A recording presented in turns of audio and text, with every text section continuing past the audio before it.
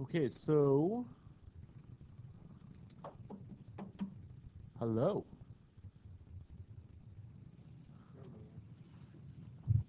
Oh, you have no idea what I'm doing. Let me click that. So we are almost done with chapter 3, and according to our syllabus, our first exam is next week, and I'll talk about it in greater detail at the end of the class. Tell you what's going on with that.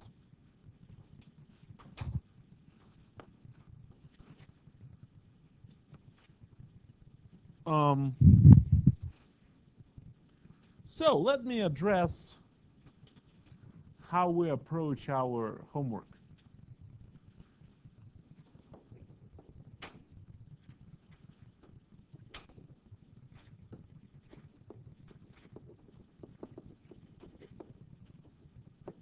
Okay, since this is a pretty tough class, it's probably one of the hardest that we do, and it's a guaranteed transfer course, so the curriculum is really set by the state, so we have to cover everything that's in it, so we're going pretty fast. But really um, the way you should approach your homework, the way the math works out, that for every hour in the class,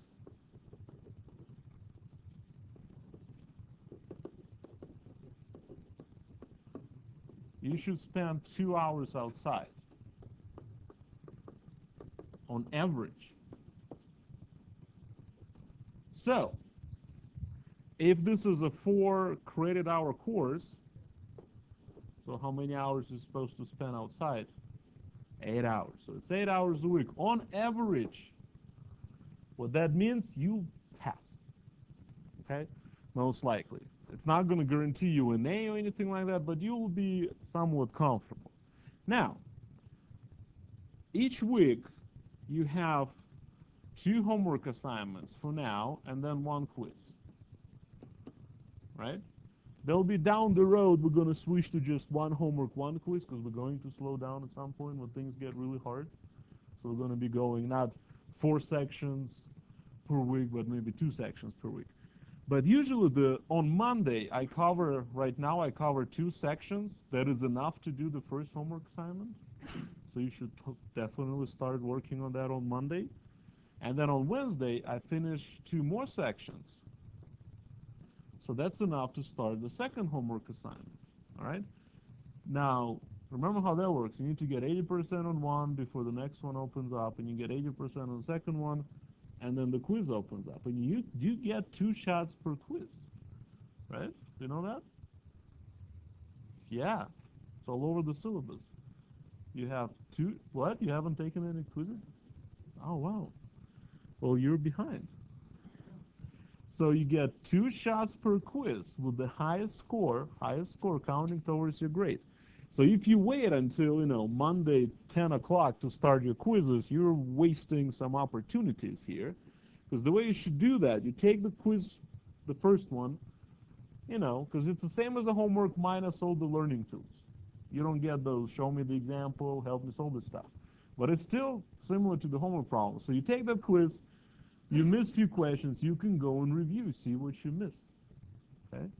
You can see what you missed, you can go back, find those problems in the homework, or use your study plan, study up on what you're missing, and then take the quiz for the second time. Okay? I see a lot of you taking the 2 quizzes in a row, back to back. Well, that's just missing the whole point of having 2 shots. You're just randomly trying to somehow improve without reviewing what you're missing. So that's the message. Got to devote some time to these studies. You haven't taken a quiz yet, huh? Is anybody else in the same boat? Well, how many hours per week do you? All right, then. Then we're done talking. We don't have a conversation starter yet. Okay. All right. So, is that okay? Any questions on that? And we don't have, you have the third quiz, no, the fourth quiz. Quiz 4 is due this Monday. And we're going to finish everything that you need for that quiz. On Monday, the 30th, we'll just review for the test. Okay? So we have a full day of the review. You're gonna come in with questions. I'm gonna answer questions, so forth. And there will not be anything due the Monday of the following week, okay? Because we haven't learned anything else. So we're gonna start with chapter 4 sometime in October, second week of October. Okay. Is that good? Does the plan make sense? Now, how many of you were here on Monday? And for those of you who weren't, did you get a chance to watch the little video? You're probably better off because I made a mistake on Monday in this class, not in the 6 p.m. class. If you remember that problem we did, which just kind of came out really ugly, and none of those answers worked. So yeah, that was wrong. I made an error, and I'm really quickly going to fix that. Remember, I said that the answer, I think the problem came out to be like that. It was 34 plus or minus the square root. What was the square root? 673 or something like that? Does anybody have it in your notes?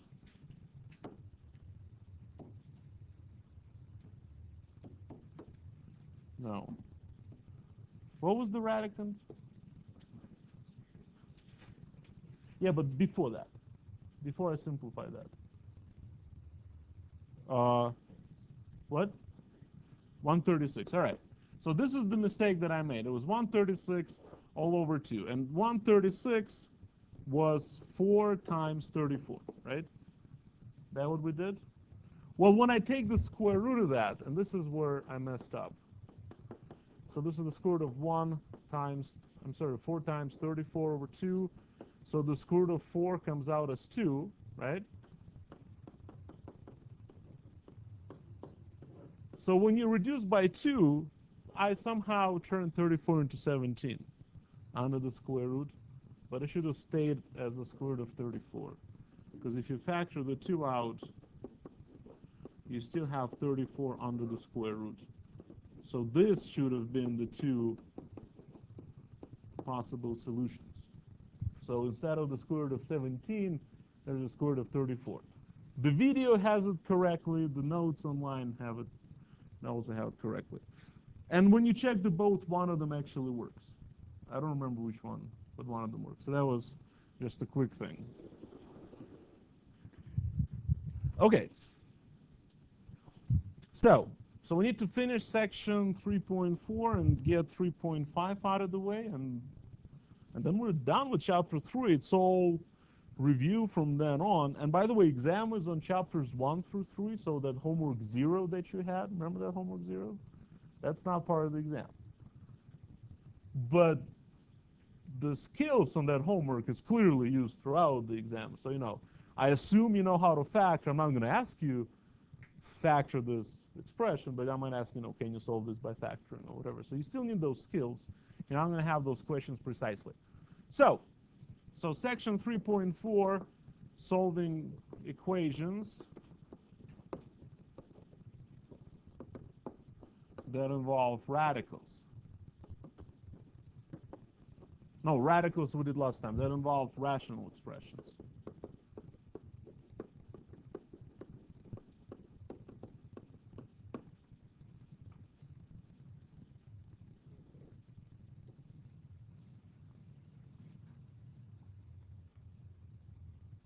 So rational expressions means fractions, and what we agreed before when we solve equations that have fractions, we want to get rid of those fractions.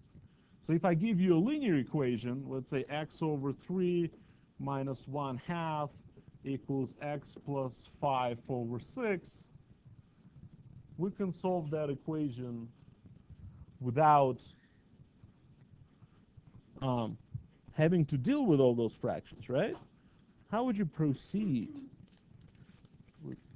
What's up? Oh, okay. how would you proceed with solving this equation? What would you do? Multiply, right, by what? LCD. So what is the LCD here? 6, so we'll multiply both sides by 6 to get rid of all the fractions. So that's how we will do any problem that has fractions, even with variables in the denominator. Now, let's finish this problem really fast. What is 6 divided by 3? 2, so you have 2x. And what is 6 divided by 2? 3, so minus 3. And on that side, 6 cancel, and you get x plus 5, right? So in one move, we don't have any more fractions. The problem is really nice and kind, right? So you solve for x equals 8. So bam, done. Is that okay?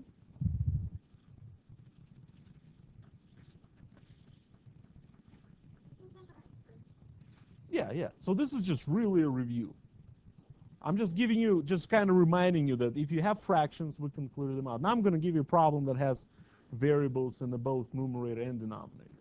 Yeah, I was gonna like refer somewhere too, and that's why I'm using. Well, yeah, because It wasn't this, it's like harder. right, and we did an example like that. When you have variables, it still turn into a linear equation afterwards.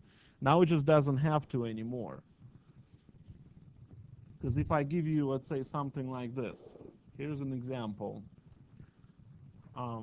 Well,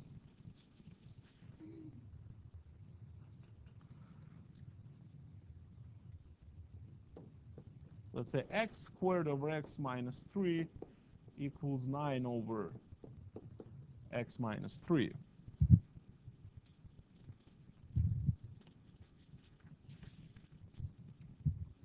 Okay? So in this case, you can cross multiply. You have many options. If you cross multiply, you're going to get a really big problem. You're going to end up with something cubic. But if we stick to the same idea, just multiplying both sides by the least common denominator, what is the least common denominator here? X minus 3. So we'll just multiply both sides by x minus 3. So it will get rid of all the fractions, right? We don't, x minus 3 will cancel with x minus 3, and x minus 3 will cancel with x minus 3. So we'll be down to problem x squared minus 9, which is just a quadratic, right? Can we solve that quadratic? Is that it? Plus minus 3, right? Well, because negative 3 squared is also 9. But that's what we learned here. If you take the square root of both sides, you're going to end up with x equals plus or minus the square root of the other side. So x equals positive and negative 3. Okay? Now, remember, when we solved equations that had square roots, we really had to go back and really check our answer to make sure it balances. Remember that? We really had to dig in and check our answer. Here, you don't have to check their answer that precisely. You just have to make sure that both of these answers are legal. And what I mean by that, if x equals 3, is anything bad going to happen when x equals 3? You plug it back into the original, you get 0 in the denominator, right? So x equals 3 doesn't work. So the only solution will be x equals negative 3. So you kind of have to check to make sure that both solutions are legal. You don't have to, like, negative 3 doesn't turn denominator into 0. You don't have to check any further. It will work. Okay, you don't have to get the very precise checking. But just make sure you don't get zeros in the denominator. So check to, what was I trying to say? To make sure that answers or solutions are legal. Yeah, you can say that x equals 3 is extraneous in this case. But yeah, so the only solution would be x equals negative 3. Again, because remember, the solution has to make your original equation balance. Well, if your original equation starts getting zeros in the denominator, it just breaks down there. Doesn't work. Is that right? And we did a very similar example way back then, only we didn't end up with a quadratic. We ended up with a linear. Now this gave us a quadratic, so it had a little more problems. Is that okay?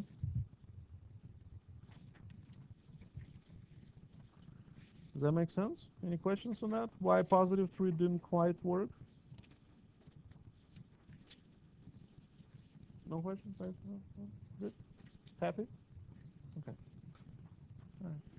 Let's try one more. So 2 over 3x plus 6 plus 1 over x squared minus 4 equals 4 times x minus 2.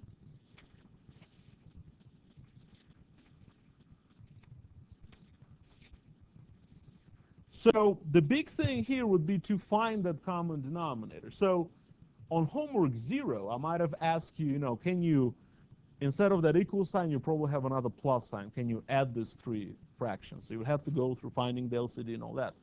Well, here, it's very similar to that. The first step would be to find the least common denominator, because we're going to multiply both sides by that least common denominator.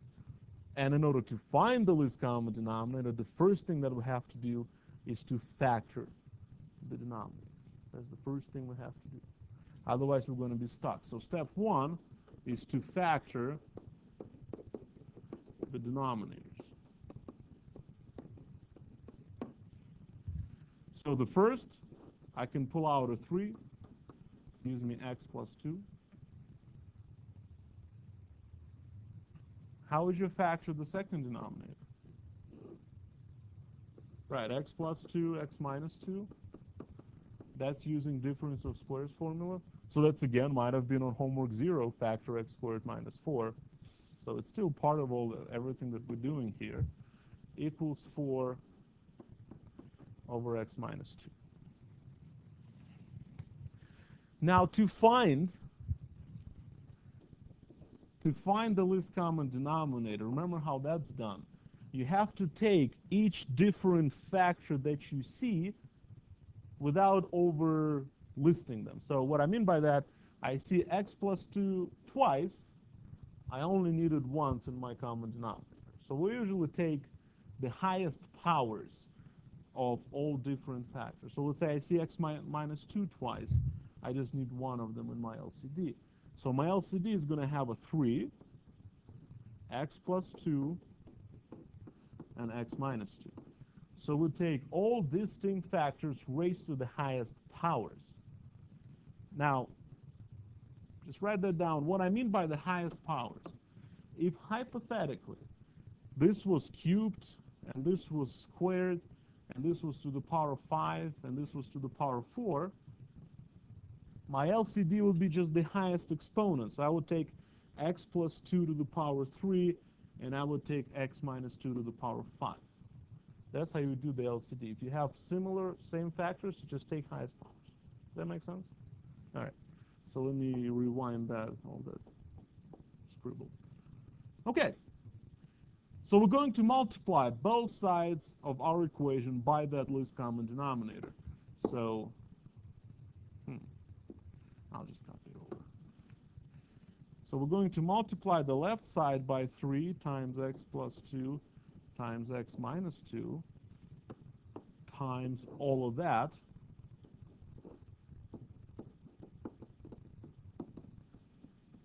So that's on the left side.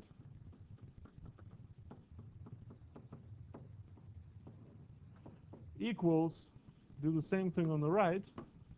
Multiply the right side by the LCD.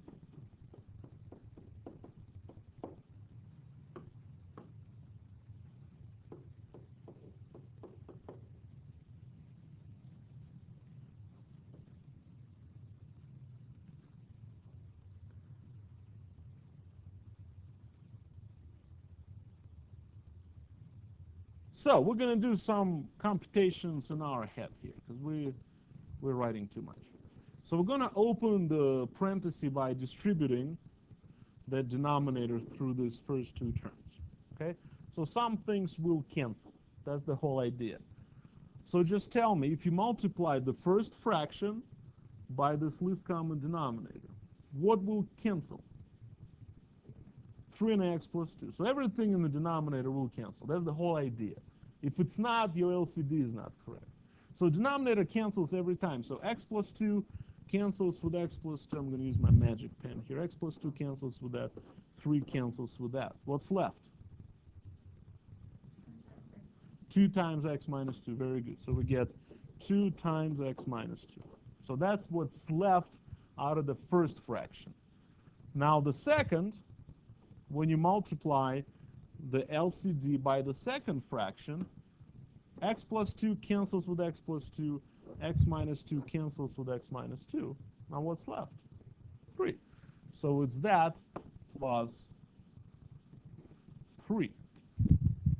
Right? Now on the right side, what's going to cancel?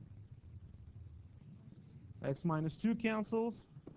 With x minus 2, we're left with 4 times 3 times that. So it's 12 times x plus 2. So that's a linear equation. And we've done problems very similar to that. Now, you see, in one move, we got this messy equation to equal this pretty linear equation. Okay? So whatever solution we get out of that equation, as long as it's not positive or negative 2, it will work. Right? Because if I get a positive 2, we'll get 0 in the denominator. If I get negative 2, we'll get 0 in the denominator. But anything other than 2 or negative 2 will be our solution. So again, you don't have to check, really, to see whether it balances. Just make sure your denominators work. So anyways, the way is pretty straightforward. Multiply by 2, multiply by 12 equals that. So, I don't know, whatever. What is this? It's a linear equation, right? The answer comes out kind of funky, but... So combine like terms, yeah. So it's 2x minus 1 equals 12x plus 24. So I don't really, yeah. What? No. Yeah, you're going to subtract, let's say, 12x from both sides. You get negative 10x. And you add 1 to both sides, you get 25. So x is negative 25 over 10, or negative 5 halves. Right? And we're done. That's going to work. As long it's not equal to or negative 2. Negative 5 halves does not turn any denominators into 0. So we're good. What? Okay.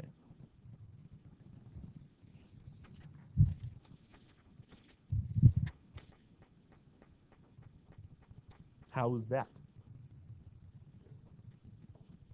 Well, I wouldn't call it easy, but it's well, that's good.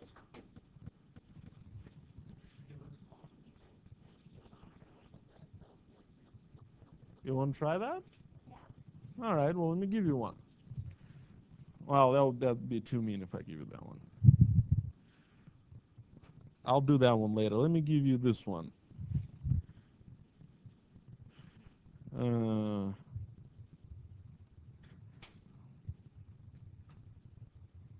Okay. X over x minus 1 minus 4 over x plus 4.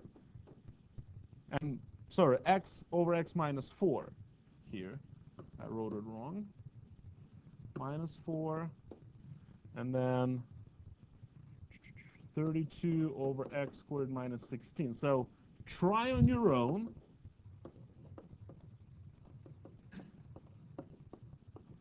I'll give you, I don't know, 3 minutes. Should be enough.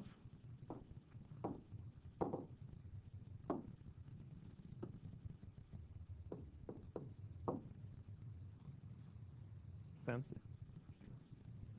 Oh, you cannot see the equation. You're right. I can do that. Oh, I'll give you 1 more minute.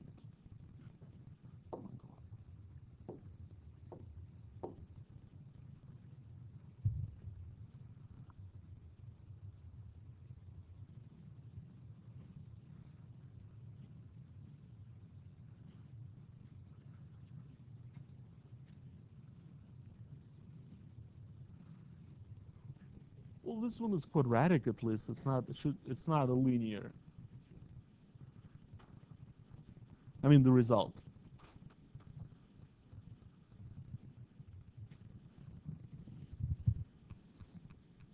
I should probably solve this.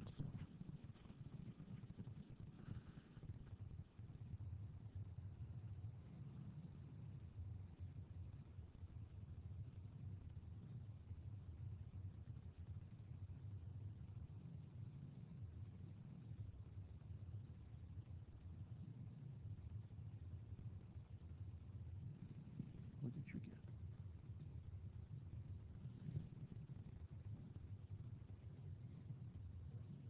36?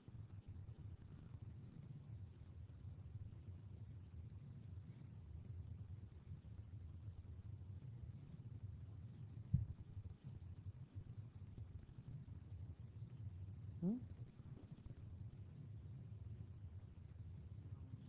No, I want you to just enjoy the moment. You got something? Okay. Is that your answer? Are you positive? Look at those denominators.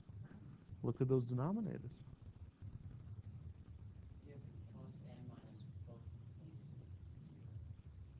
So is that a good or bad? Yeah.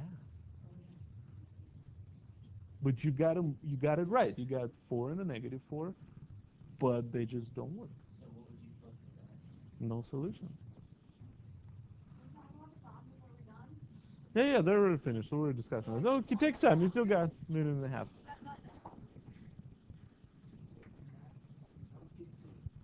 No, keep getting to it. Okay. No, you still have to get to that point. So, but good.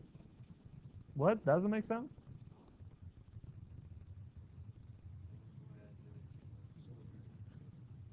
It's okay if it comes out to a number. It just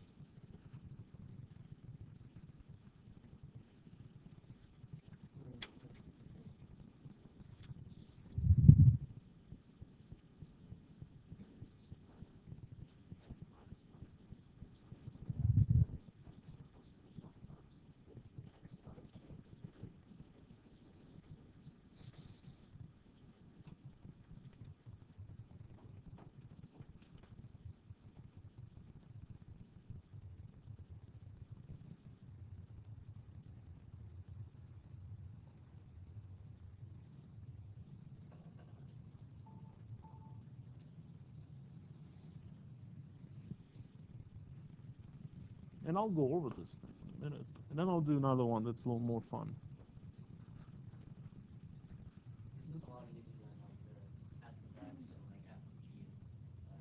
Well, yeah, the composition of functions is tricky. There's no solutions. If you were to graph the the left-hand side of this equation, and if you graph the right-hand side of this equation separately, the two graphs won't intersect at any point. But that's really what you're looking for. If you take an equation and you graph both sides, then the intersections are the solutions. These two will not intersect. That's what I can predict based on the fact that there are no solutions. So let me solve this. So I don't know what's going on with this thing. Just go away.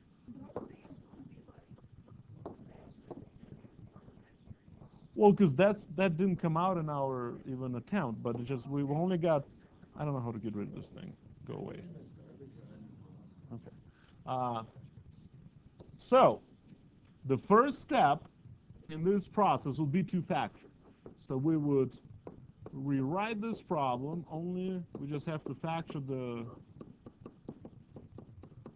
right-hand side, and in this case, it might not be all that necessary because you can probably realize that the product of the two denominators on the left equal the denominator on the right. But it's just a good habit that you start with factoring. So the LCD is the product of x minus 4 and x plus 4, right? That's the LCD.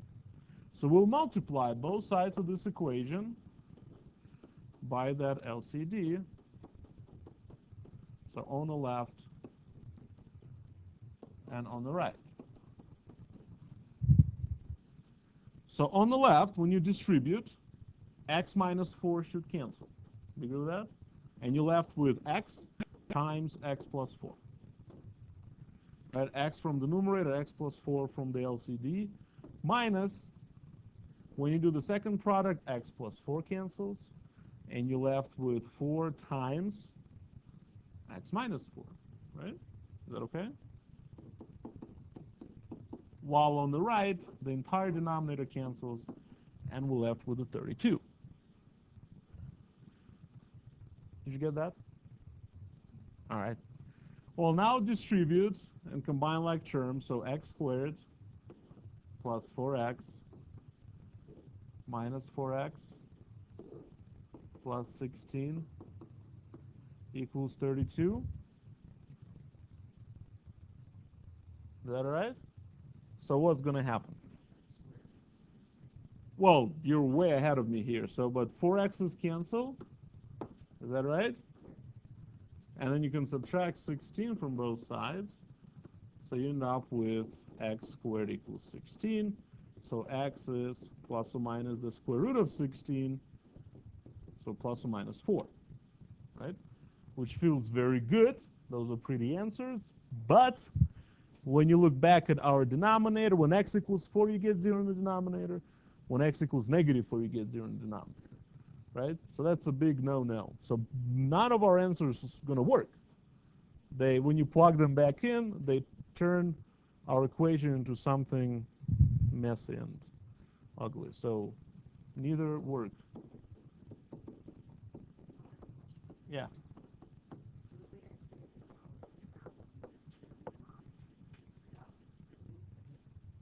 No, you can do it. Oh, you kind of, yeah, you can do it by factoring. That's fine. Yeah, you can solve this. I mean, you can use a quadratic formula if you want to on that. Really an overkill. You can complete the square. You can do it by factoring, or those two are the easiest one, factoring or square root. Yeah. But all those 4 techniques will work here. But yeah, that's fine. How you, yeah. Well, that means that no real number, no number will.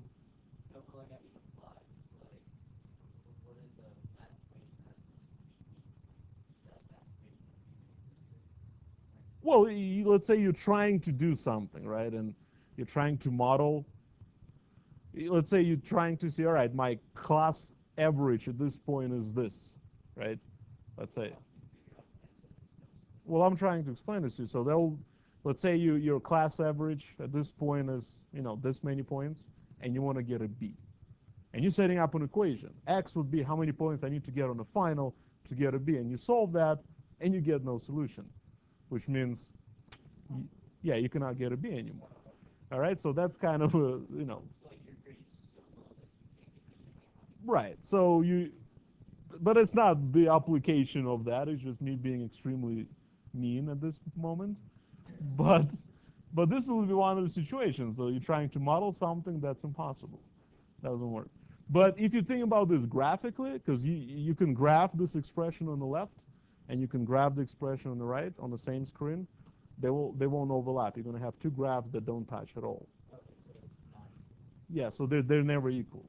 Okay, so because when you solve equations, you're looking for the value of your variable so that when you plug it in, you get an identity like 5 equals 5. So nothing will work here. But it's an equation, right? So it's not saying that this is an identity. So that's what we're trying to do. When does this equal? That's really what the question is, and the answer is never. Okay, so it's not an equal sign in terms of it's true. You're just trying to find the values when it's true. And in this case, never. Okay, never works. Is that all right? This is good stuff. Let's try one with maybe a few more. Here's one. When there are no, we mean like radicals in the denominator. We can cook something like that. Yeah, let's not. But yes, we can really do whatever we like. Oh, no, I'm trying to write down this one. So 8 over all that. equals x over x plus 2 plus 24 over x cubed plus 8. So this is a cube. It didn't come out pretty. No, I'll do that one.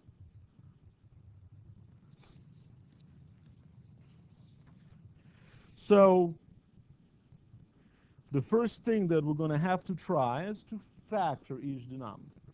That's your starting point in order to find the LCD. So the first denominator, x squared minus 2x plus 4. In order for you to factor that, you need to find two numbers that multiply to positive 4 and add to negative 2. Can you think of such numbers?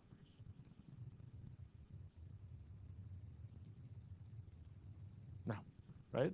Doesn't work. So we cannot factor the first denominator, but don't get too upset yet, because there's going to be a good news down the road. So the first denominator, we were not able to factor. Second denominator, nothing to factor there. It's x plus 2. While the third denominator is x cubed plus 8, which looks to me as a sum of two perfect cubes, right? 8 is a perfect cube, doesn't it? Isn't it? 8 is 2 cubed. Is there a way to factor a sum of two cubes? That will be x plus 2 cubed. That's different. So you should be aware that the formula like this exists. You should definitely be aware of that. If you need this on the exam, I'll give you that formula.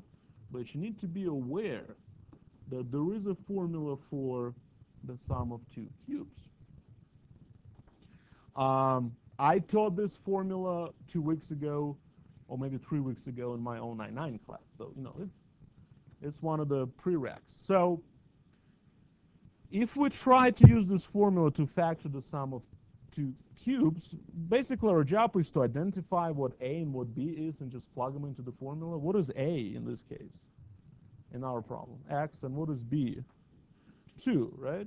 X and 2 are my A and B, so then I just factor this as x plus 2, and then it says A squared, so that's x squared, minus the product of A, B, and we just said A is 2, so it's 2x. Yeah, but I'm thinking of 8 as 2 cubed. This is my 8, because I want to see the little cubes. And then plus b squared, so that's plus 4, right? So x cubed plus 8 factors into x plus 2 times x squared minus 2x plus 4. And that should make us a little bit happy, because we see x squared minus 2x plus 4 is one of our, what? Well, it's very carefully crafted. So anyway, so this is how you factor the second denominator. So I should write it down. Yeah, I should write it down here. Plus, what was there? 24 over x plus 2 times x squared minus 2x plus 4. So what is the LCD? Right. So x plus 2 times x squared minus 2x plus 4. So that's the LCD. We'll multiply both sides of our equation by that LCD. So I'm going to come back here and do it on the right side.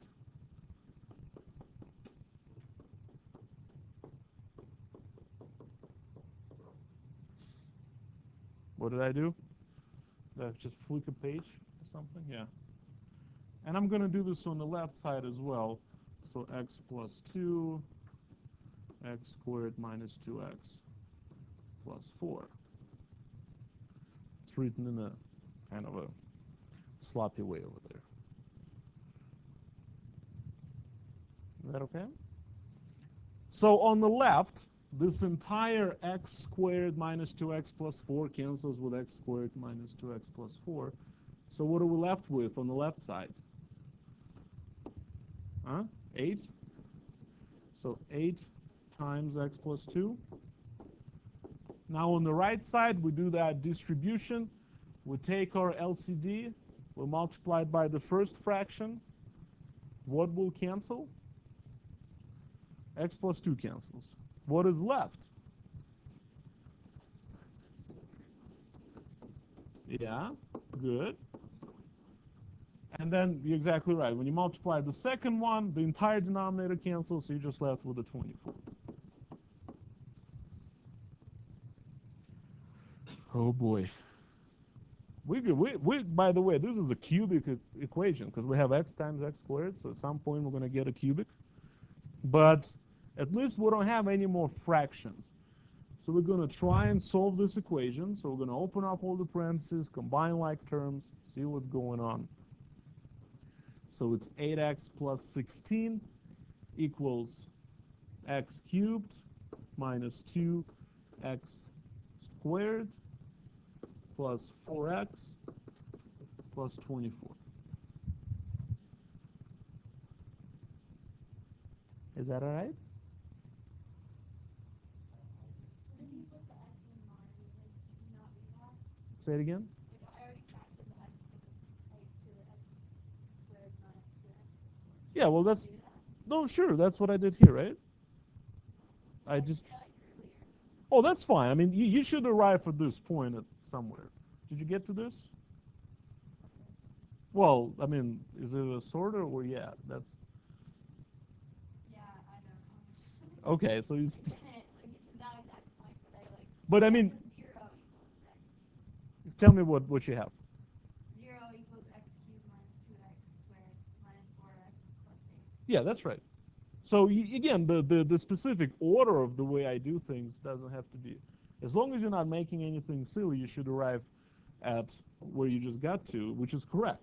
When you get everything to one side, you'll get x cubed minus 2x squared minus, looks like a 4x. Is that right? Plus 8 equals 0.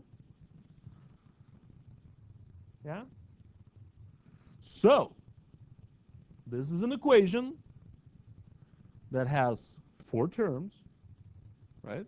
4 terms, nothing in common. The only way we know how to solve equations that are of a higher degree than 2 is by factoring. That's the only way we know how to solve these equations. So we're going to start factoring that thing. So how do we factor an expression that has 4 terms? Group it, right? Because I cannot take x, because x is not part of everything. So when you see an expression with 4 terms with nothing in common, the only way to factor is factor by grouping. So first 2 terms, greatest common factor is x squared. X squared comes out, leaves you with x minus 2. Right? Just first 2 terms. Now, in order for factor by grouping to work, I need another x minus 2. So what do I need to factor out of the next 2 terms? Negative 4. If you take negative 4 out, so negative 4x becomes x, positive 8 becomes negative 2, equals 0. Right?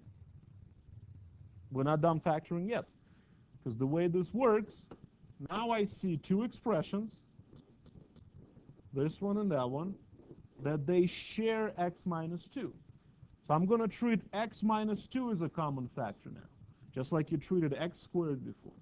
I'm going to take x minus 2 out. If I factor x minus 2 out, and again, I'm factoring x minus 2, what is left? X squared minus 4. Right? At this point, you can set both factors to 0. You can keep factoring, because x squared minus 4 can be factored as well. How would you factor that one?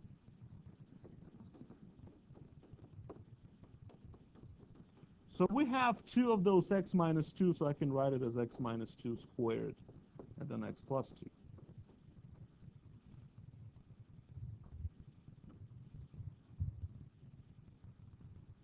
Is that okay? So what makes that first expression equal 0? What makes that equal 0? What? 2, so x equals 2 is one of the solutions. How about that one? X equals negative 2, right? So far we have potentially two solutions. Don't mind that little power 2. It doesn't affect our solution. We'll actually study later how that affects the shape of the graph and all. But for now, that's what we have. Are we finished? You don't think so? Why not? Well, I always say that. Check it, right? Because look, if I go to my original problem, it did have factor, it did have x plus 2 in the denominator, right? See that? X plus 2. So x cannot be negative 2 then, right? Because x is negative 2. It makes that x plus 2 equals 0. So this one doesn't work.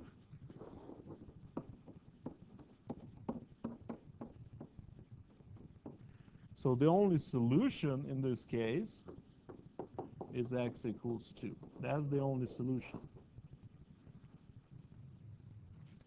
Make sure you check your solutions, because when you're going to be doing on a homework, what? Oh, but I don't care. As long as I see is that my denominators don't turn into 0, I don't have to check it any further. Yeah, that's checked. I mean, I can go and plug it in. It will work. Okay? With the square roots, you have to. And you absolutely must do that and work it out all the way down the line. If you work your way, if you plug in 2 and you get the balance all good, you got a right solution. You have more confidence. But if you haven't made any algebraic errors, it will work with these types of problems. When you have fractions, make sure your denominators are not 0, and that's about it. With the square roots, you really need to dig in and check, because there is no way to see whether something whether something works or not. All right, good. Let's do a break, and we'll come back, finish chapter 3.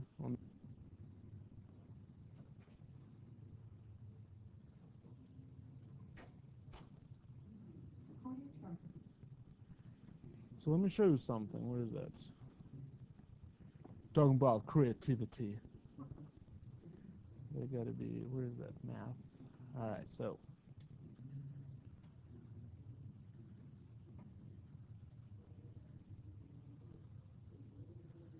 All right, so this looks very psychotic, and right? So it's some mathematical little code that involves, yeah, I was just challenged on creativity in math. That's what's happening right now. I took it personal. So there's some matrices and probabilities involved, and there's basically this little computer program that, and we can run that program given if we had a software, but this psychotic code produced that. Yeah. Took 1,951 seconds to run. And again, it drew a little fern. Isn't that awesome? So all the dots on the graph made. Yeah.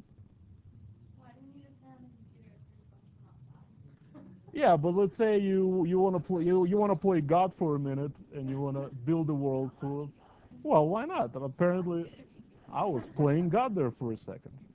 I just made a fern out of nothing, right? Well, because I'm smart. I'm almost godlike. I'm actually recording that. I'm going to get a whole bunch of trouble for this. But. All right. So anyway, it's a little deviation from what we're here to do. But so let's finish this chapter 3. The last section is actually, it's not all that bad. It is dealing with, 3.5. So section 3.5 is dealing with absolute value equations and inequalities.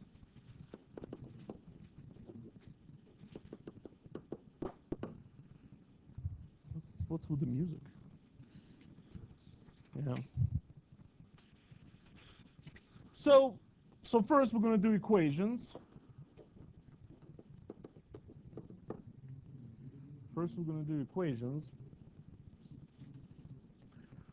And basically, I'm just going to give you an equation. You can totally solve it without me teaching you how. Here's an example. I'm going to start with an example. Absolute value of x equals 2.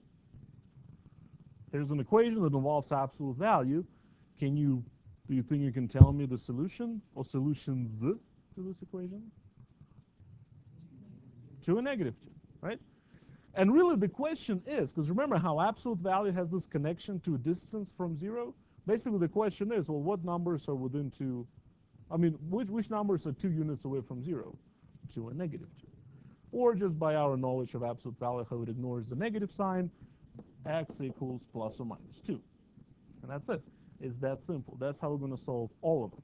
So the basic rule is, if absolute value of blah equals a constant, then blah equals plus or minus that constant. Okay? But in order for this to work, that constant has to be positive. And what I mean by that,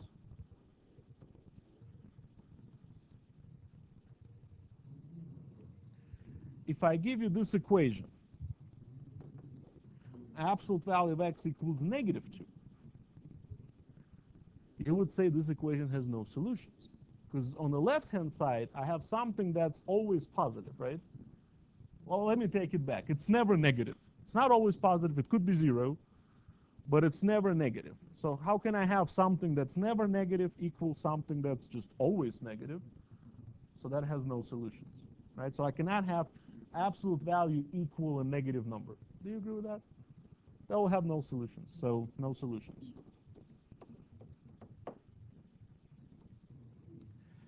All right, so here are the steps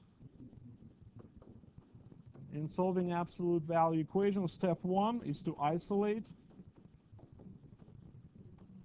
the absolute value. That's a loud movie they're watching there.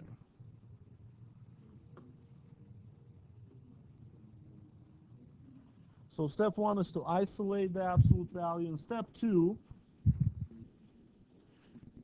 is to, well, get rid of absolute value.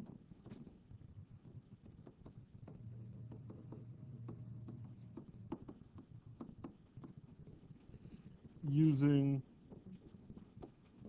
the above rule, and by that I'm referring to, that thing. When you have the absolute value by itself, you just make it plus or minus whatever that number is.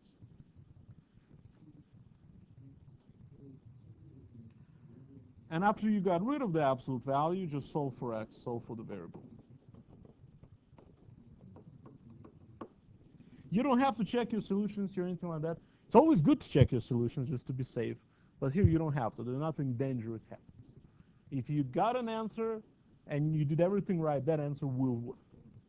Okay? There's none of that extraneous stuff going on here. Good? So let me do a few examples.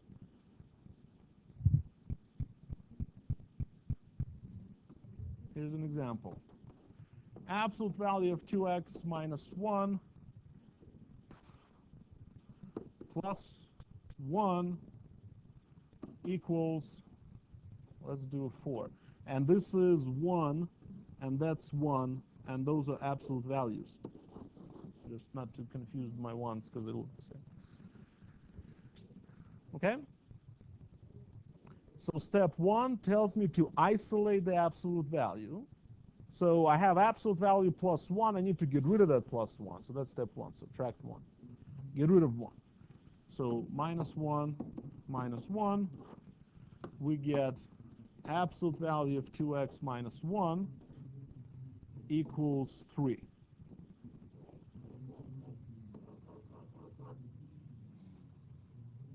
All right? So I'm in a situation when on one side I have absolute value of blah, on another side I have a positive constant. So I can now drop that absolute value by saying that whatever's inside the absolute value, 2x minus 1 equals plus or minus 3. Because that's what that rule tells me, right? It tells me if you have an absolute value of something equals a number, then that something equals plus or minus that number. Is that okay how we got to that point? Just using that rule. Whatever's inside the absolute value is plus or minus the right-hand side. that okay? That gives me two equations. 2x minus 1 equals 3. 2x minus 1 equals negative 3, right? Plus or minus 3. So that's two very friendly linear equations. I can solve them both without much of a headache. Plus 1 plus 1. So 2x equals 4. So x equals 2. And on that side, plus 1 plus 1, we'll get 2x equals negative 2. So x equals negative 1. And we're done.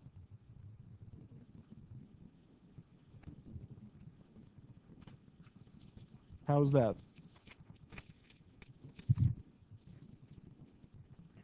Is that okay? Get the absolute value by itself and then drop the absolute value by doing the plus minus. Yeah. If the thing on the other side was negative, I would just stop right there and say it's no solutions. Okay? If I do something like this, for example, if I have 3 absolute value of 4x plus 7 plus 5 equals 2, my first step is to isolate the absolute value, right? So I would subtract 5 first, subtract 5 from both ends. That gives me 3 times the absolute value of 4x plus 7 equals negative 3, right? We're getting a negative on the other side, but we're not finished with the isolating part. Do you agree with that? What do I need to do to finish isolating? Divide by 3. Well, in this case, dividing by 3 didn't change the sign on the other side, right? 4x plus 7 is negative 1, so I'm done. No solution. Impossible. Okay? If I had a negative 3 in front, and I was dividing by negative 3, I would get a positive 1, and then it will work. But absolute value cannot be negative, so no solutions.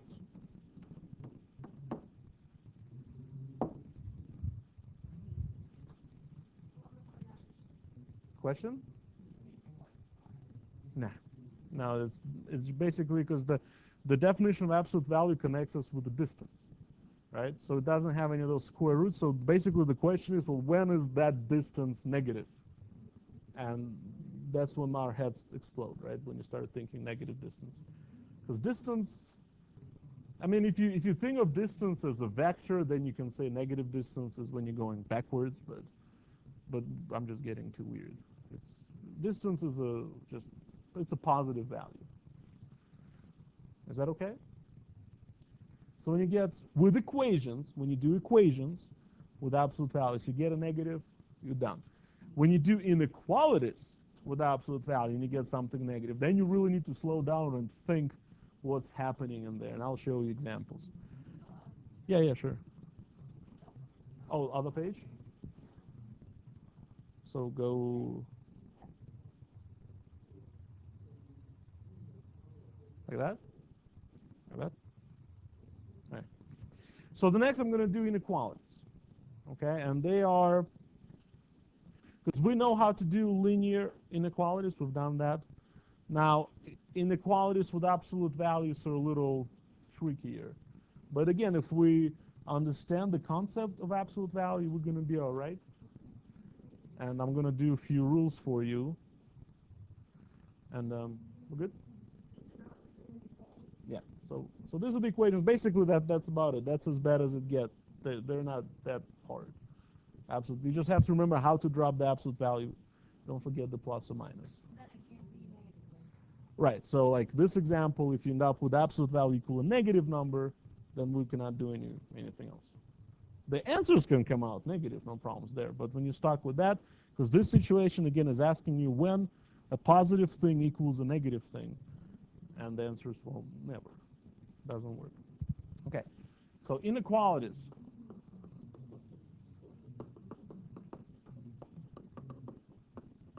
With absolute value. And again, I'm going to start you with an example. I'm just going to toss an example over here. And we can totally probably answer that question. Absolute value of x less than 2. Okay? So again, if we interpret the absolute value as distance from 0, So the question is, what numbers are within 2 units from 0? So 1, everything between 0 and 1, you got all them fractions, and so everything less than 2. Figure it out? But also on the other side, -1 works. Sure.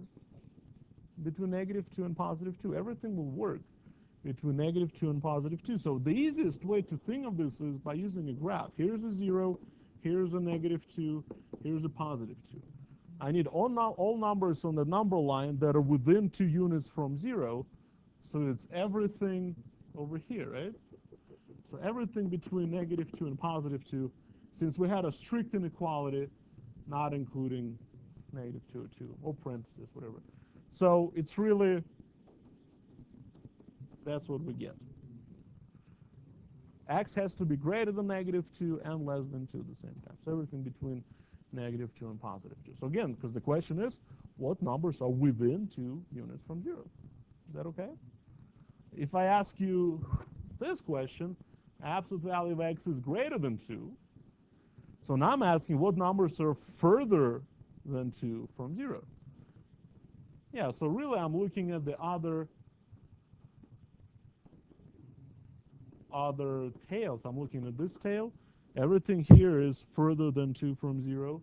And I'm looking at that tail. Everything is further than 2 from 0. So on this side, I have everything less than -2 or everything greater than +2, right? Everything to the left of -2, so X is less than -2. Everything to the right of +2, so X is greater than +2. Okay? So basically, those are two opposites. Put them together, you get your number line. And again, if you had a strict inequality, you don't include 2, -2. If you had a less than or equal to situation, you would include those endpoints. So really, we have two cases, depending on which way inequality faces. Okay? So let's write that. So again, let C be positive. So we have two cases. So case 1. If the absolute value of, again, of something, of X, is less than C, then X is between -C and +C.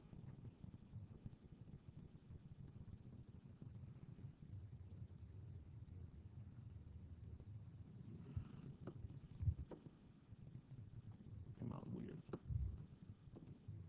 So that's what we saw with a -2 and a positive. So everything in between -2 and +2 works. So again, yeah, this is greater than 0. Yeah. If it, what? Case 1. And then we have case 2, when the inequality faces the other way. If absolute value of something is greater than C, then X is less than -C, or X is greater than +C. So these are the two cases they'll tell you exactly how to drop the absolute value. Because the second you drop absolute value, you're going to end up with some normal linear inequalities that we know how to solve. Okay? So you have to identify which one you're looking at. And by the way, it really doesn't matter whether you have less than or equal. It will still work the same way. So if C is a negative number? Don't worry about it. We'll talk about those are some special cases where we have to actually think and see what's going on. Because it's not just going to be as with equations when we just stop. But I'll show you examples where we get some negatives. But for now, let's just focus on the positive. So if you have that equal part, it just equal carries over. It's still two cases. Yeah. It doesn't affect how we drop the inequality. So let me do some examples.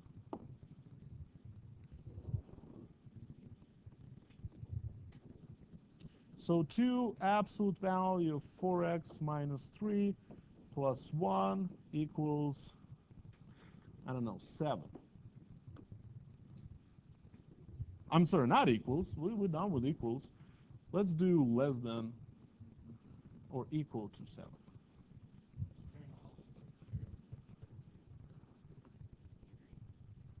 Well, yeah, because it could be less than or equal to or just less than.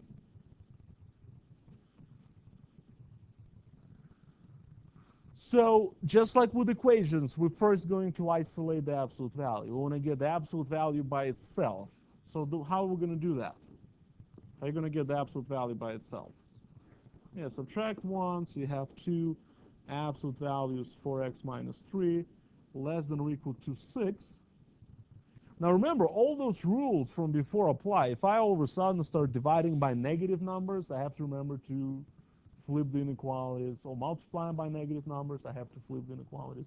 All those inequality rules still apply. But 2 is positive, so if you divide both sides by 2, you'll end up with the absolute value of 4x minus 3 less than or equal to 3.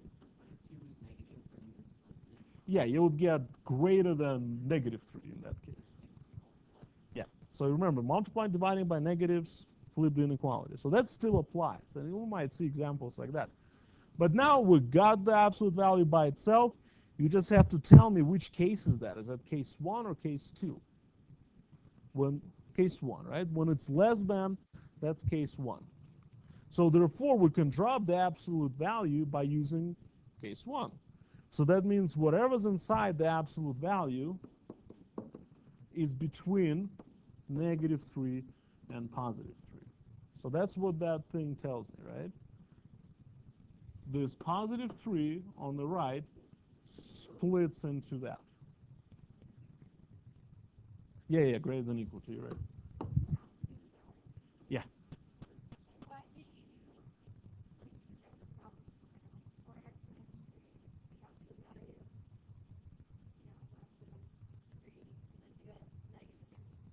But then you have to flip the inequality. It's going to be 4x minus 3 greater than negative 3. And then you have to you'll end up with 2 separate sets that will overlap. And then you'll have to find the intersection of them. It's easier to do it that way. Okay? If you just do it that way, you just have to solve really one problem instead of doing 1, 2, 3 problems. But you can do it, like whatever it is you said.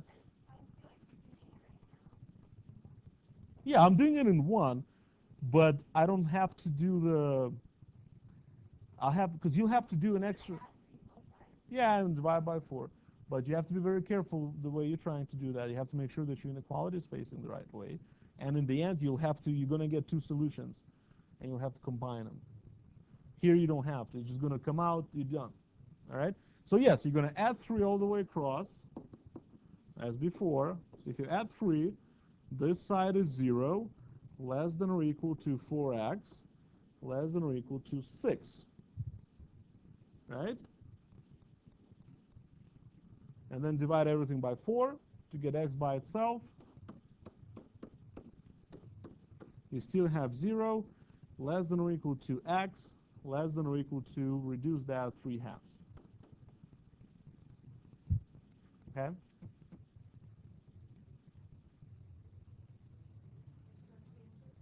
Really, yeah, that's the answer. We can remember when we're doing inequalities, there are a few ways we can express our answer. We can graph our answer. So it's everything from 0 to, this is 1 and this is 2. So 3 halves is there. So it's everything in between. Your book likes those brackets. So it's everything from 0 to 3 halves, right? Or, so that's the graph. So the interval notation is the bracket 0, 3 halves, close bracket. So everything on that interval satisfies that inequality. Is that okay? There you go. And again, you can do it the other way. It's just a little harder.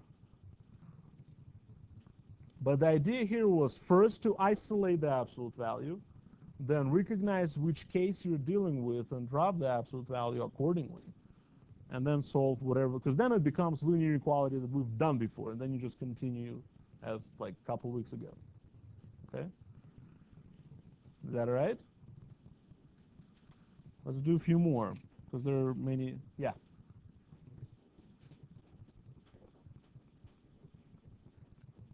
Uh-huh. Well, okay, let me do that one. Okay? Yep. No, you're right. It will flip the inequality. It will give you a negative number on the other side.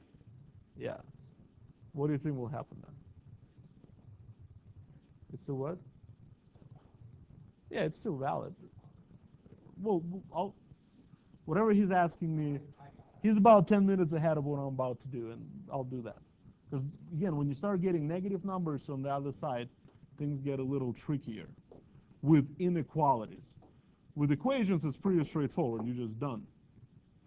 So, well, let's do this one. Let's say 3 absolute value of 7x plus 1 minus 4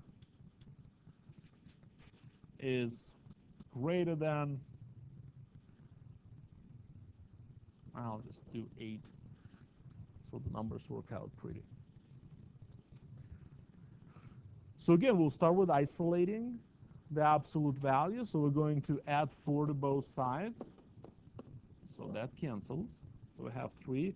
Absolute value of 7x plus 1 is greater than 12. Divide both sides by 3. So divide by 3, divide by 3 to get the absolute value of 7x plus 1 greater than 4.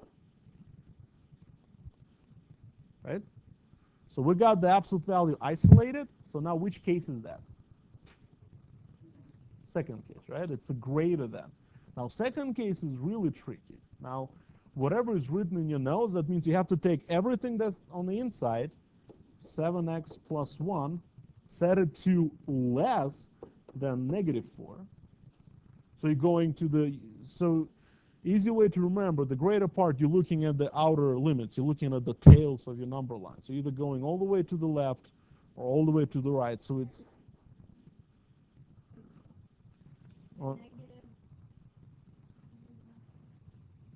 case 2.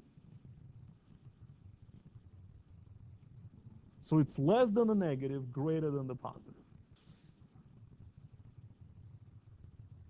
Did you write it wrong? Or? Well, let me see. Where's the rule? You cross it out? Well. So let me go back for you. So case 2, that one.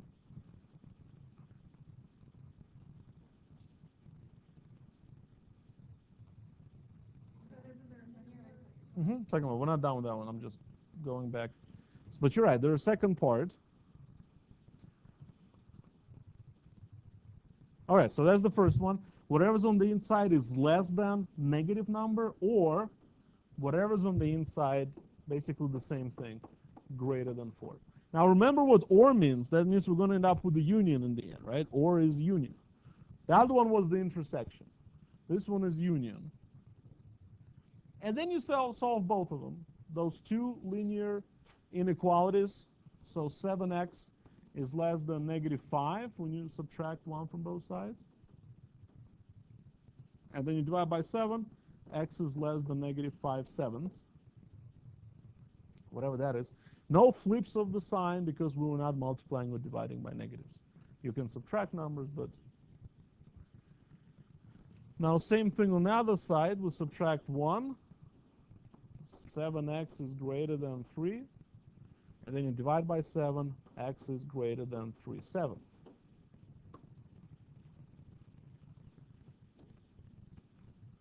Is that okay? So two separate things. If I graph them, because they're two, because again, it's everything is that's less than.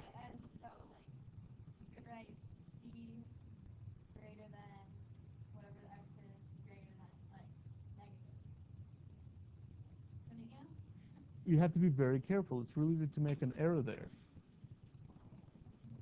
Okay, well, let's talk after class because this is going to confuse us. But you have to be really careful.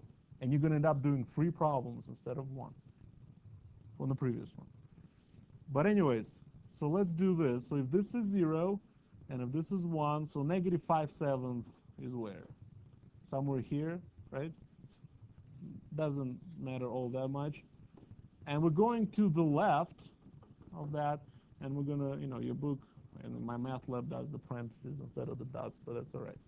So it's everything to the left of negative 5/7. And then here's 3/7. So everything to the right of 3/7. So that will be the graph. And the interval would be from negative infinity to negative 5/7, not including negative 5/7, union from 3/7 to infinity. So that'll be the interval notation. We use a union there because we need both of them, and we use the magic word or for the union. Okay? Good?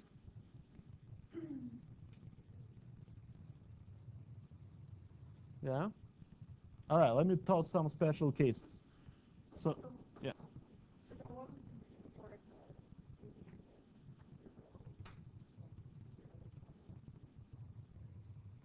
Yeah, the one we did before, because we just had one little set, right? So everything, they were not going separate ways.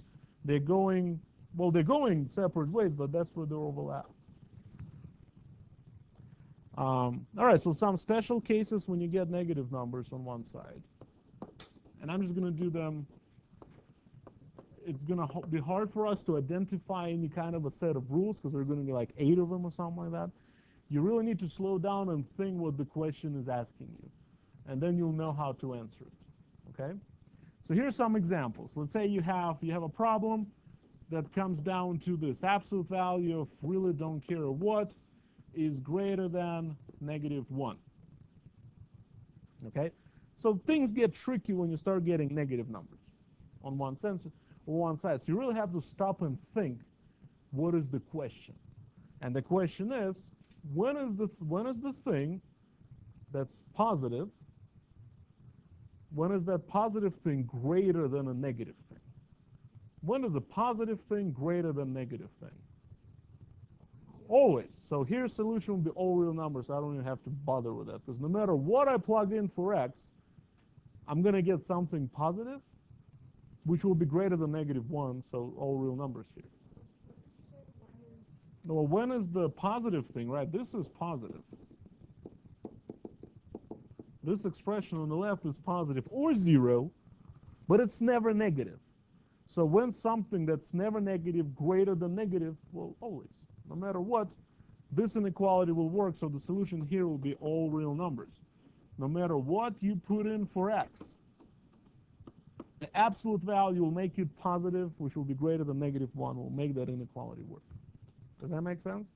And really don't try to make it into some kind of a set of rules because it's going to get very confusing. Just think about what the question is. And if I do this, absolute value of 2x minus 1 less than or equal to -1. So when is a positive thing less than a negative thing? Never, right? When is the positive thing equal a negative thing? Never. So no matter how hard I try, I will not be able to make the left-hand side to be less than the right-hand side. So no solution. Yeah, so no solution. That's never possible, right? That's just never going to work. Is that okay? So if you get a negative number, it's actually pretty straightforward. When you start getting zeros, that's when things really get funky. You have to really, really, really think. So if I have an absolute value of 2x plus 1 greater than 0, always, right? Absolute value of 2x plus 1 always greater than 0, no matter what. You agree with that? So again, solution here will be, but it's greater than 0, strictly. But keep that in mind. All real numbers. Right? No matter what I put for x, I'll get something that's greater than 0. You agree with that? So solution here would be all real numbers. Yeah. If I make it greater than or equal to 0,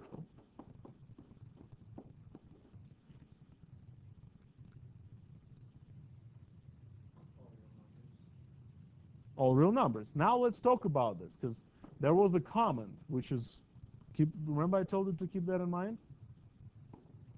What did you say? Because, these two problems, no, you said something good. Come on. You said, what about 0, right? That's what you said.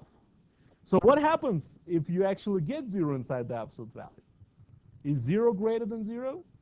No. So you have to actually exclude something here. right? Here, it's greater than or equal to 0. That's always going to work. I know, but I'm done writing it. I know. Because remember I told you keep that thought? Because what if x equals negative 1/2? And I plug it in there. What if I plug negative 1/2 in there? What do I get? I'll get 0. You'll get absolute value of 0 greater than 0. Is that true? No. So here will be all real numbers except for that one thing. Because I actually cannot get 0 in there anymore because that's strictly greater than 0. Except for whatever makes that 0. Okay, when it's strictly greater than 0. So that's what you were saying, right? Yeah, it's usually linear. So if it's strictly greater than 0, you don't want to be getting 0 in there because 0 is not greater than 0. While on this side, everything will work. So all real numbers except for that. Okay, so it's everything from negative infinity to negative 1/2, union from negative 1/2 to infinity. So it gets really funky there, but you're absolutely right. If you get 0, it doesn't work anymore. 0 is not greater than 0, right? What if I do this? Absolute value of 2x plus 1 is less than 0.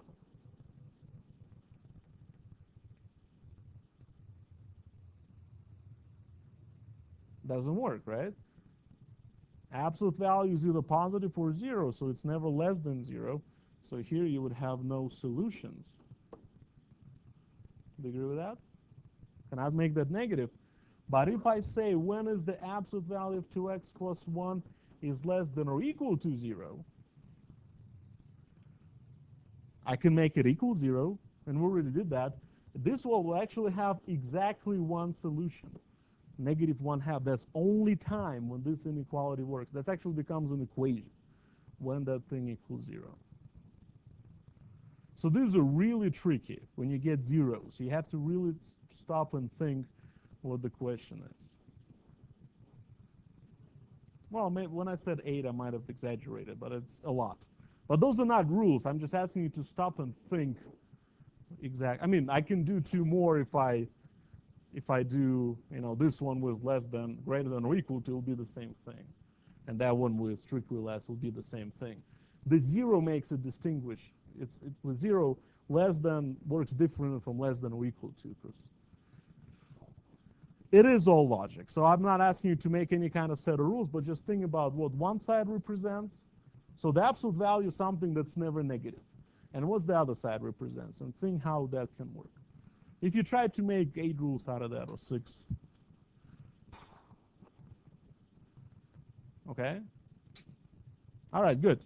So we're done with that chapter 3. And yeah,